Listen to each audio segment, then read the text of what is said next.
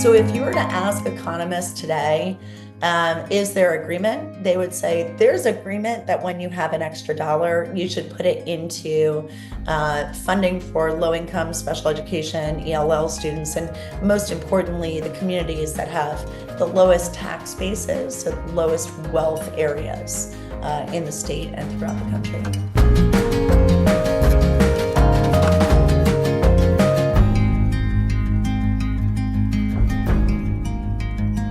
Welcome to The Fair Share, a series where we have candid conversations about school funding in the South. I'm your host, Juliana Hoover-Potash, and in this series, we sit down with experts, advocates, and students to talk about how school funding can help students thrive in the classroom and beyond. And this series is part of Southerners for Fair School Funding, an initiative powered by EdTrust-Tennessee to help advocates build movements to fairly fund every school. In our last two episodes, we talked about the historical aspects of school funding in a conversation with Dr. Russ Wigginton at the National Civil Rights Museum. And we've also sat down with students who are advocacy leaders in Southern states to learn about their experiences and how they are advocating for better funding. And today, we are going to dive into the nuts and bolts of how school funding really works from a policy perspective. And I am so happy to be joined by Qubilah and Rebecca, who are experts on this topic. Thank you both for joining me. And I'd love if you could each introduce yourselves and just say one thing that you wish more people understood about school funding. Rebecca, do you want to start? Sure, I'm happy to. I am Rebecca Sibilia. I have been in school finance since the dinosaurs were roaming the earth. I was originally the CFO for the Office of the State Superintendent of Education in DC, which was basically the Department of Education.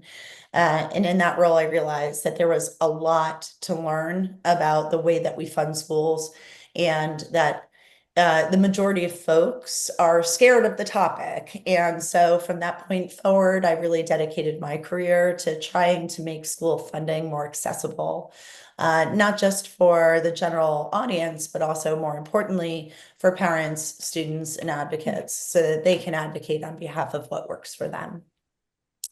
In terms of what I wish people knew offhand, I don't need to say that it's very complex.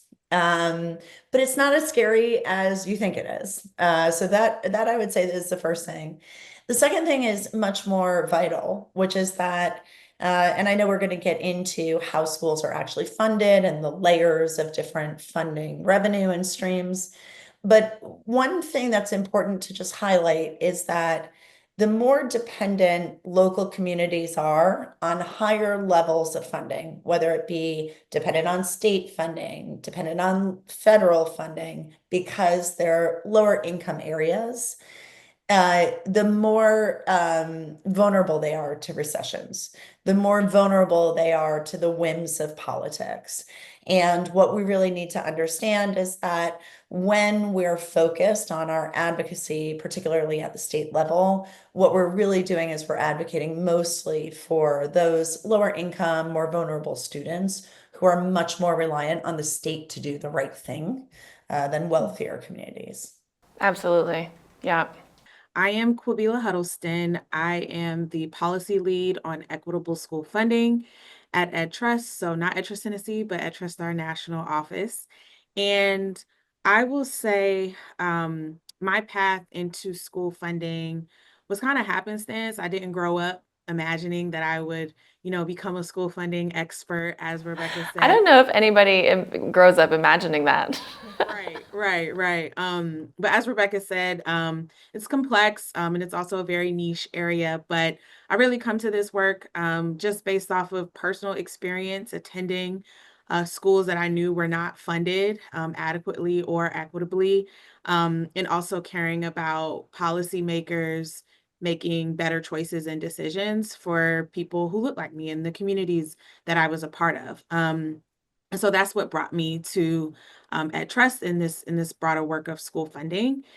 The thing that I wish more people knew, I think right now, despite all of the attention on what could happen with federal education funding. I think it's really important for folks to know that states and local governments have always had the primary responsibility of funding our public schools. So, not that we can ignore what's happening at the federal level, but as folks turn to their advocacy messages and their strategies, realizing that they need to target state leaders and district leaders as well. Mm-hmm. And we're going to get into all of that of who's responsible to pay, who pitches in, and how much. So appreciate you sharing that.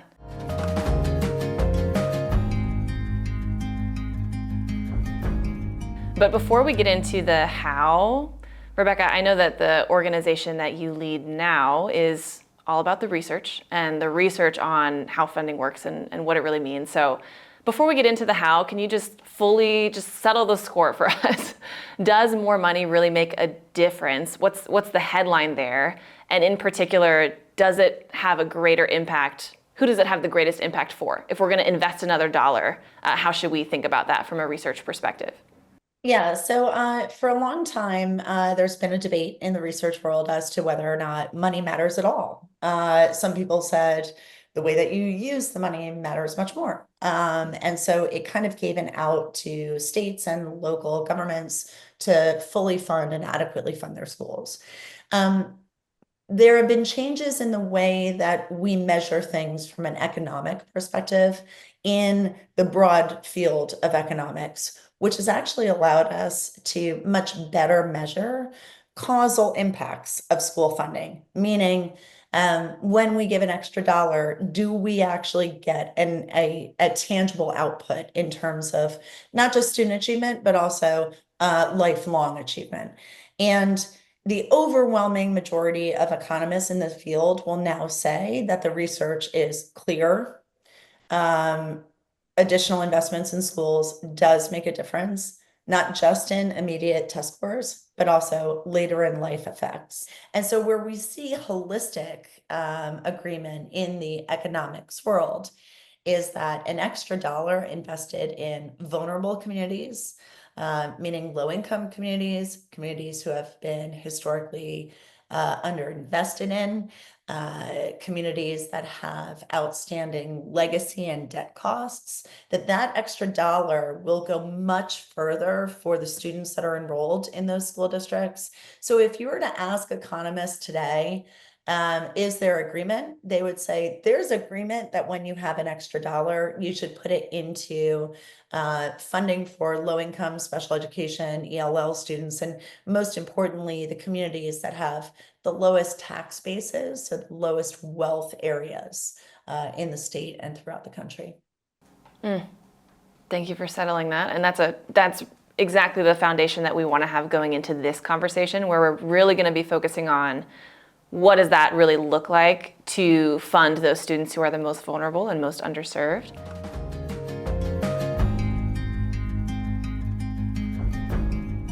So for anyone who is hoping that we're going to get everything out into the open today, this is an overview. People dedicate their entire careers to this topic, so we're going to do what we can today to break down the basics. And specifically, we're going to focus on where does the money come from? How does it get distributed to districts? And then what does it look like to meaningfully support real students and their real needs from a policy perspective, and what that looks like in southern states. So Qubilah, to kick us off with where the money comes from, can you break down at a high level, what are our major sources? You know, if you look at national statistics, we probably spend $800 to $900 billion on K-12 education per year across all revenue sources. That's, you know, roughly 16, 17,000 some per student. But that's a mix of a couple different types of money. So can you break down those types of revenue sources for us? Yeah, absolutely. So as I said in the beginning, state and local governments are primarily responsible for funding schools. And so about 90% of all K-12 public education dollars come from state and local governments. The remaining 10%, and I didn't stutter, just 10% comes from the federal government. That percentage fluctuated a bit with COVID and all of the infusion of the federal relief dollars, but on average, state and local governments are contributing about half equally to K-12 funding, with the federal government coming on top and adding that 10%.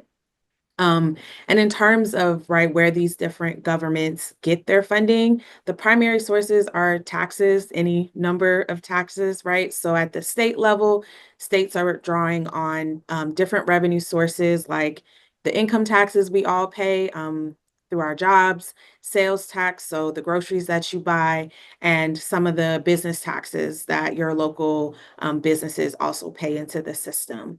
At the local level, if you're a homeowner, you know this. Most school funding comes from property taxes at the local level. And then at the federal level, also income taxes, business taxes, and a few other taxes. So again, federal government playing a much smaller role than I think most people know or understand. And it really is your state government and your local government who are contributing the most to your public schools.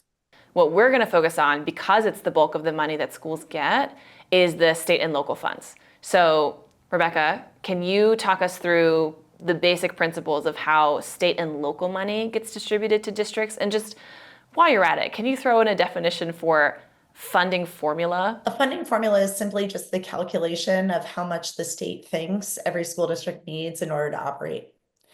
In the majority of states now, that's based on the student demographics that a school district is serving. But some states still fund schools based on a assumed prototype of how a school operates, right? So how many teachers do you need? How many principals, et cetera? So we tend to call funding formulas that focus on student demographics and the count of students as weighted student funding formulas. So you've probably heard that. We tend to call funding formulas that focus on the prototype of how school districts run as resource-based funding formulas. But regardless of how the dollars are calculated, the funding formula is simply the state's calculation of what every school district needs in order to operate. So that's the first part. They'll run these numbers through their magic weights and their magic formula, and they'll come up with, let's say, $1 million that a school district needs. It'd be a really small, tiny school district, but let's go with this just for example purposes. So they'll come up with $1 million in terms of what's needed based on the student enrollment or this prototype of how school districts run. And then they subtract out how much they expect local communities can contribute to those schools. And that calculation is largely based on one, the overall wealth of the community, and two, an assumed tax rate. So what they'll say is, we assume that you're raising, 2% of your overall property values. And so 2% of your overall property values are $500,000 in this theoretical example. They'll subtract that out and then they'll give the difference. That's how every single state operates. Now, where some states start to differentiate is what happens after that.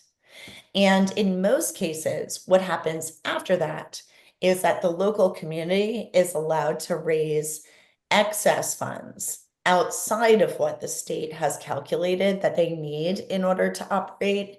And there are varying degrees of how much control the state tries to set around that. But it's in all of that excess collection that we really start to see some of the inequities start to play a big role. If every state were to just keep to that standard calculation, this is how much you need, we're subtracting out what your locals can contribute, we're going to give you the rest, you would have a completely equitable system by way of both what the district needs and what locals can contribute. Because states allow for all of this other stuff to happen outside of the formula, we have driven ourselves into a truly inequitable system that's being really difficult to rein back. That's actually a perfect segue to what I wanted to talk about next. What do we mean when we say equity in a funding formula? So first and foremost, we have an abundance of research, right, that demonstrates the harm that different conditions that students face, such as poverty or housing instability, pose to a student's ability to achieve in the classroom and later in life, but also their just overall well-being. And so, the truth is, these students, they need additional supports because they do face steeper barriers to learning. And so when we talk about equity in school funding, that means that states, through their funding formulas, are recognizing that districts need additional funding in order to invest in those resources that matter the most for students. And Rebecca already named some of the student groups, right, where we see states, to be honest, attempting, right, to address the needs, students with disabilities, students from low-income backgrounds, students in rural communities, as well as multilingual learners or English learners. So states are trying, as we'll get into later, there's still a lot of more work to be done, but I would say that's what equity in school funding means or looks like. Yes, absolutely. Equity is the thing that we're looking for. It's one of the most important things that we're looking for in a school funding system. And I want to hit one other thing before we get into the nitty gritty, which is there's this other word we use called adequacy, which is just about the general level of funding, just how much funding we have for every student in a system. So I don't know if either of you all want to comment on how those things balance together, and do we really know what adequacy means? What should states be striving for when it comes to having enough funding? I'll let Rebecca take this one first, and I'll add. Um, I'm going to try to channel you here, Qubilah. So the first thing is that the question varies on a state by state, district by district level. It would be very difficult to argue to anyone in their right mind that a school district in upstate New York that's receiving $80,000 per student needs additional funds. Even if we don't have a dollar amount that we could assign to a student, and I think that we've just struggled as a field to do that, there are certain dollar amounts at which the threshold sounds so obviously well funded that it's hard to make the argument that you're not at adequacy. However, there are many, many school districts. The majority of school districts are obviously not funded at that level. And so I would say that for the most part, people who are having regular interaction with local school districts would probably say that there's a lot of room to grow in terms of how much we should be investing in schools, meaning that we're probably underinvesting if we look writ large at the country. But at a high level, when we're talking about adequacy, we really are saying, is the state providing enough funding to do what, in order for districts and schools to do what the state wants them to do? And that is where there's lots of debate and discussion and processes, right, that states do engage in to an attempt to answer that question. At EdTrust, we think that, quite frankly, some of the like prevailing notions of adequacy need to be updated. 50, 60 years ago, schools were not providing behavioral health services. They were not feeding students or, doing all of these other services that we know many schools are now. And I'm going to double down on what Qubilah just said. One of the statistics that you'll often hear is that the US spends more than any other country in the developed world on education, and we get, middling results.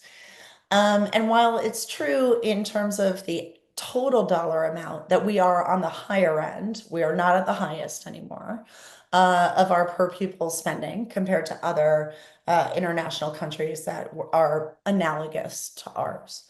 When you look at it as a measure against our GDP, our gross domestic product, the measure of our wealth, we're actually right in the middle of the pack.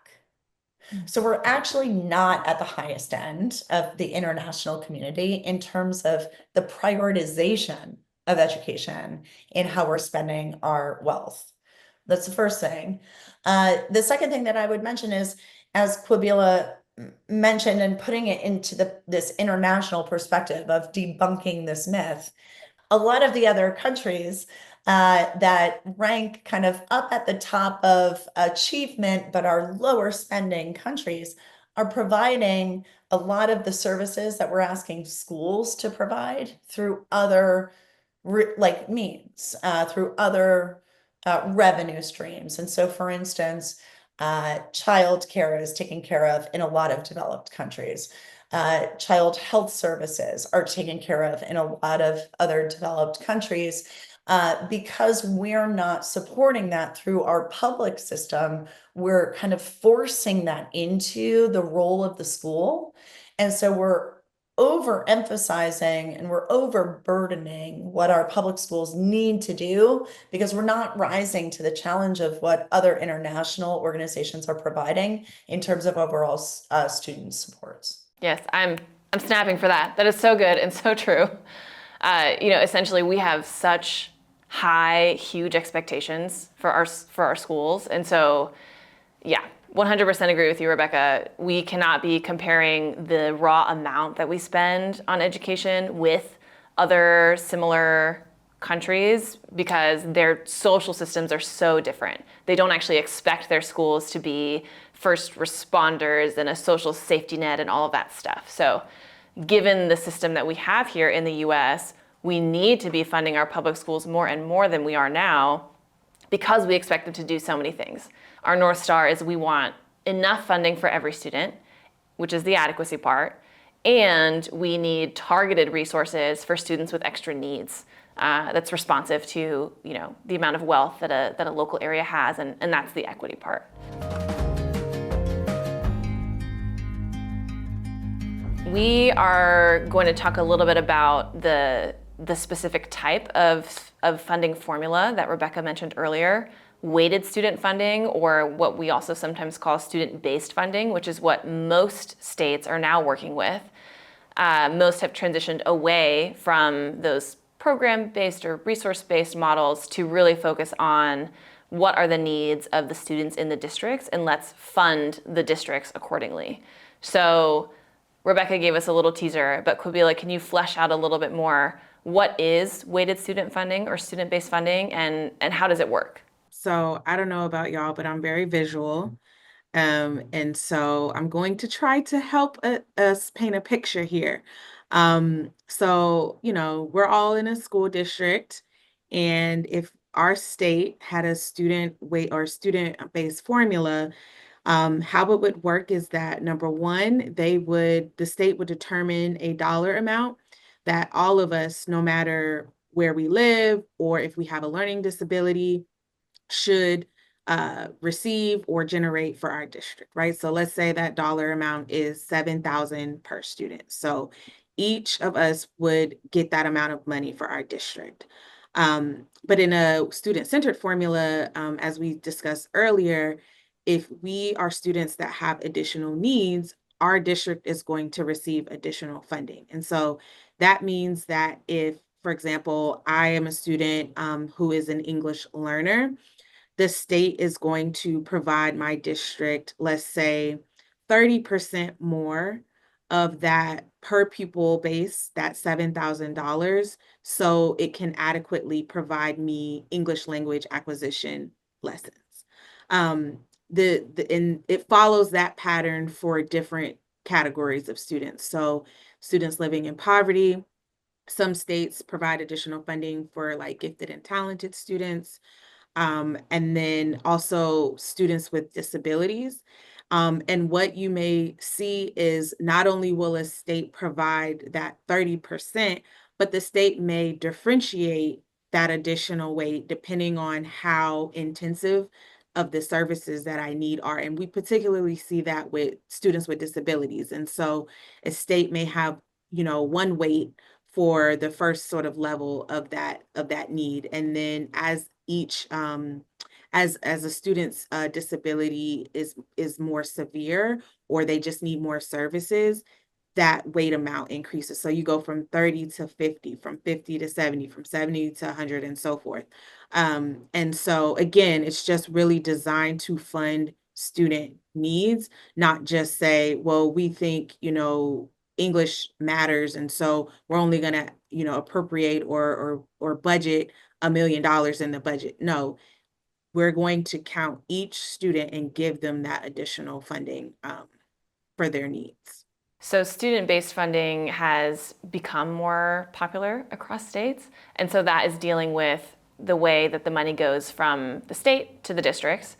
And then once districts receive that money, Rebecca, can you talk to us about what does that change on the district side? What becomes more possible for districts to do when they have funding based on student needs rather than, let's say, a ratio of nurses to students or counselors to students?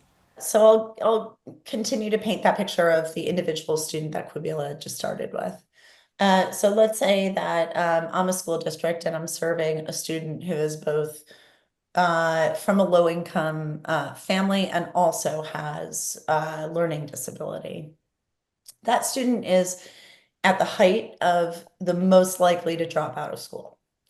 And so what I would want to do is I would want to, and importantly, a well-functioning weighted student funding formula will provide additional resources for each of the additional needs of that student.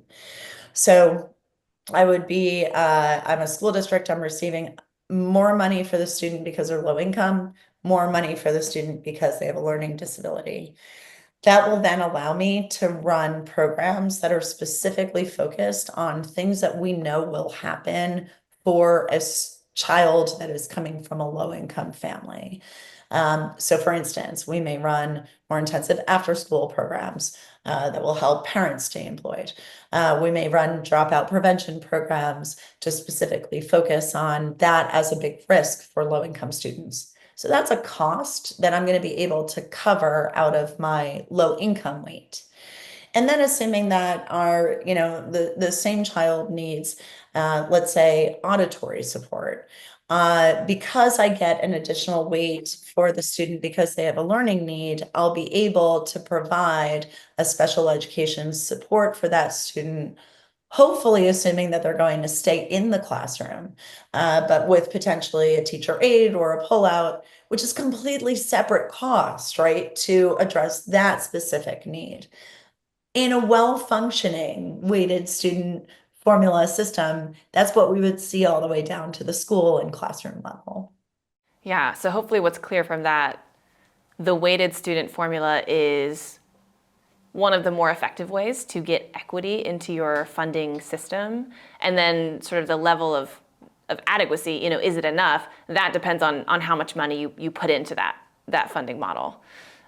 So Qubilah and I have we've had a lot of conversations about how Southern states are doing on adequacy, on equity, what types of funding models they have.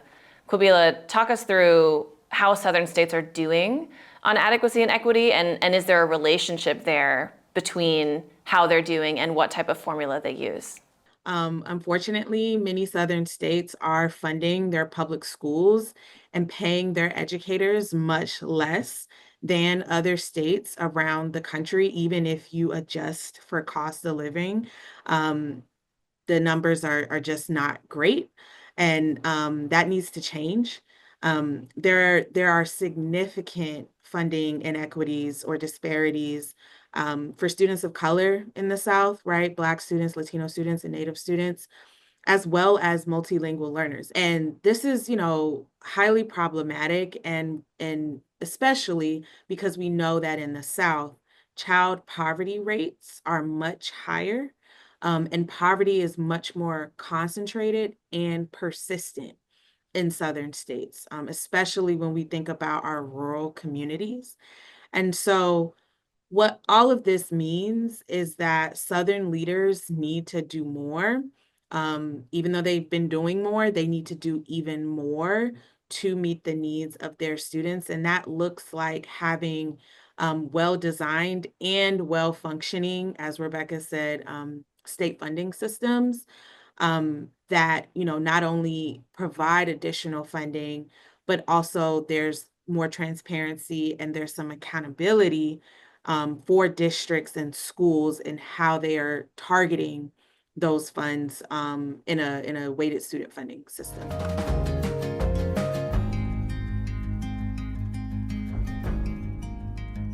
So there's one other thing that I want to talk about before we wrap up, which is this, weighted student funding is one way to address the needs of individual students, especially the examples we talked about so far. Additional funding for students from low-income backgrounds, English learner students, students with disabilities, gifted students, student groups like that. But there are also scenarios where we need to consider community level needs. For example, we've touched on this already, but in rural areas, there's less local welfare, so they have less money to work with to start with. Also, schools tend to be small and far apart, so you need more money for things like transportation. You might also need more money for recruiting teachers to move out there and work in your schools, and your administrative costs are going to be higher. So that's one example of a community level need where the whole district needs additional funding just based on something that applies to that whole area. Another example of that is concentrated poverty, which is something that Rebecca and her team have been working a lot on recently. So Rebecca, to start, can you just tell us, what does concentrated poverty mean, and what does that look like? What are markers of that in a community? So the first thing that I'll say is that there's a lot of overlap between rural communities and those that are concentrated poverty. Of the about 1,000 school districts in the country that are serving student population, where over 30% of the students are living below the poverty line, which is kind of what we would consider to be concentrated poverty. About 600 of them are rural communities. And so there's a misperception, I think, that concentrated poverty tends to exist in urban cores, and it's actually much more prevalent in rural areas. And when you think about what exists in rural areas, both in terms of what we've incentivized through policies, but also just based on the geography, you have a lot of agriculture, you have a lot of byways and highways. You have a lot of intentional waste dumping, and it creates these particular needs that students in these areas have that go beyond just what a student from a low income family may need. What we know, for instance, is that students who are exposed to bad air quality are much more likely to have lower cognitive development when they first present at school. They're much more likely to experience depression. They're much more likely to have disruptive behavior in the classroom. And these are all things that school districts that are serving communities with concentrated poverty, that have these sorts of community effects that the US has created around our concentrated poverty areas, have to deal with that other school districts don't. And so there is a real and compelling need for state funding formulas to recognize that a single low-income student needs more money, but school districts that are serving a high number of low-income students are probably facing different environmental and particularly profound and unique circumstances that make it even harder for those students to learn. So thinking about the state's role in focusing not just on low-income students, but also on the community factors that play a role in even higher costs for school districts. What the research tells us is that states should start providing additional funds for students that are in concentrated poverty communities as well. Well, I've been on the website, love the tool, love the research. And one thing that stood out to me, just to help folks fully connect the dots, one of the examples you all dive into is lack of access to healthcare services. And you can imagine that if a student has an unresolved medical issue, they're probably going to be missing a lot of school. Like if there's no way for them to get the healthcare that they need, they are not attending, they're missing a lot of days. And there's so much research out there to show that when students are chronically absent, when they miss a lot of days of school, there's really no way for them to succeed, like academically, behaviorally, in all the ways. Rebecca, is there anything you would say in particular about Southern communities with concentrated poverty? Does it look different in the South than it looks across the nation, or are those markers pretty consistent? I would encourage everyone to go to our website. So you can go to ed-fund.org, and it's very prominently displayed. We went through three of the most unique elements that you see in concentrated poverty neighborhoods that you don't see elsewhere. So I mentioned air quality. You mentioned healthcare access. The third was exposure to violence. All of these kind of play together because of the way that we have incentivized where things go geographically in the US. But it also means that these kind of compound on each other. So we actually have maps where you can see what the air quality is against every school district in the country. You can look at where there are healthcare deserts and medically underserved areas. You can look at where there are higher exposure to violence. And in almost all of those maps, it is incredibly striking that by far the prevalence of these compounding issues exists in the South. And if you were to layer all three of those maps on top of each other, it would be burning red in terms of the additional community conditions that Southern school districts need to address. So it's very important for us to think about the South as a unique culture as it relates to our communities and our school funding, because these are a lot of issues that a lot of other school districts, Connecticut, New Jersey just aren't facing. Absolutely. Qubilah, we've talked with Dr. Wigginton in the first episode about some of the historical aspects of the way our schools are in the South today. I mean, we know that if certain zip codes or certain counties are facing these, combined barriers, that's not random, it's not by accident. Do you want to comment at all on any of the historic or system level things that we should be keeping in mind when we think about who is it, which communities are facing these issues related to concentrated poverty? Yeah, I mean, if we think about the legacy of the South, right, where, you know, first centuries, Black people were enslaved. Following that, you had, Jim Crow policies that denied Black people, especially and people from low income backgrounds, economic and educational opportunities. Um, all of that history and that legacy uh, is underneath all the things that Rebecca just outlined. And just given the deep, deep level of segregation that occurred back then, legally and de facto, right? Um, as the result of different policies passed by state leaders and private actions of citizens, we continue to see rural communities in the South suffer. We continue to see Black students attend schools that are more significantly underfunded than white students. We continue to see low income students. Maybe they're getting equal, but we know equal funding is not enough. We need significantly more. And so it's really important for us as researchers, policy experts, advocates to not forget that history in the South, because that history is why we have so much of these inequities that we have today. And as Qubilah just mentioned, this goes back generations.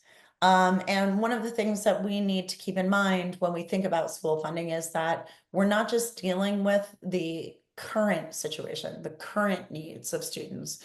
We're also still digging out from historic underinvestment in things like facilities and buildings and there are certainly areas, I mean, I would say throughout the South, but also, in the Rust Belt and in some places in the Northeast, where the underinvestment has been so significant for so long that these school districts are starting in debt. And so they can't even get to a place where they have the benefit of those equity levers that we've been talking about in terms of the additional resources for different types of students because they're starting at such a deficit. They have higher costs because they've been so long disinvested. And that's really one of the things that I think that we don't talk about often enough. And I'm glad, Juliana, that you're talking about it. And I'm especially glad that Qubilah constantly keeps us focused on that.